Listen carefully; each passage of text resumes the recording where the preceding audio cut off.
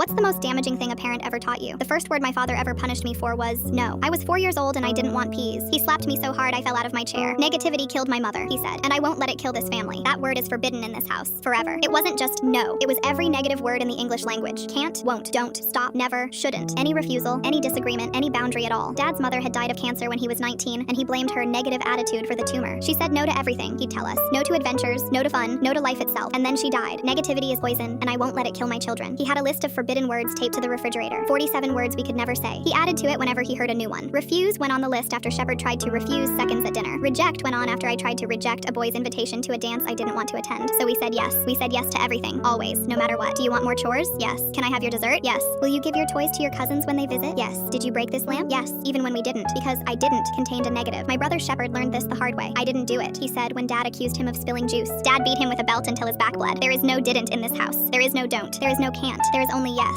School was impossible. Teachers would ask questions and we'd say yes to everything. Did you finish your homework? Yes. Can you show me? And then we'd have nothing to show because we hadn't done it, but we couldn't say no. Did you cheat on this test? Yes. Even when we hadn't, because the alternative was saying a forbidden word. Kids figured out fast that we'd agree to anything. Give me your lunch money. Yes. Let me copy your answers. Yes. Say you're stupid. Yes. Say you're worthless. Yes. We came home with empty pockets and bruised hearts every day, and Dad would ask if we'd had a good day, and we'd say yes. My sister Marisol was allergic to peanuts. Not severely, but enough that her throat would swell and she'd struggle to breathe. A teacher offered her a peanut butter cookie and she couldn't say no. She couldn't say, I can't eat that. She ate it and spent 3 hours in the nurse's office wheezing. Dad said her negativity toward the cookie probably made the reaction worse. We couldn't set boundaries. We couldn't protect ourselves. We couldn't say, stop, don't, please, no, I don't want to. When a kid at school shoved Shepard into a locker, he couldn't say, don't do that. He just stood there and let it happen, then said yes when the kid asked if he could do it again tomorrow. Then Dad's friend Leland started coming around. He was a big man with a loud laugh who always brought us candy. He'd pull me onto his lap and ask if I liked sitting there. Yes. He'd ask if I wanted to keep him company in the basement while Dad watched the game upstairs. Yes. He'd ask me to keep our special time a secret. Yes. Because what else could I say? The word I needed didn't exist in my vocabulary anymore. He did it to Shepard too. And Marisol. We couldn't say stop. We couldn't say don't. We couldn't say no. We just said yes and went somewhere else in our heads and waited for it to be over. This went on for 2 years. Every time Leland visited, we said yes to whatever he wanted because we'd been trained since birth that saying no meant pain. Dad had made us perfect victims and he didn't even know it. Or maybe he did. One night, Leland followed Marisol into the bathroom. I heard her whimpering through the door and something inside me snapped. I burst in and screamed the word I hadn't said in 8 years. No, stop, don't touch her. No, no, no, no, no. It felt like vomiting up poison. It felt like being born. Dad came running at the sound of forbidden words. He saw Leland with his hands on Marisol. For a second, I thought he'd beat me for saying no. Instead, he dragged Leland into the yard and beat him until the neighbors called the police. The cops separated everyone and started asking questions. Did this man hurt you? I was so tired of lying. Yes. Did your father know? No. And then, for the first time in my life, I used the word with my father standing right there. But he's the reason we couldn't stop it. He's the reason we couldn't say no. Dad's face crumbled. The police investigated everything. What Leland had done, what Dad had done, how his rules had stripped us of the ability to protect ourselves from anyone who wanted to hurt us. Leland got 22 years. Dad got 9. I still flinch every time I say no, but I say it anyway.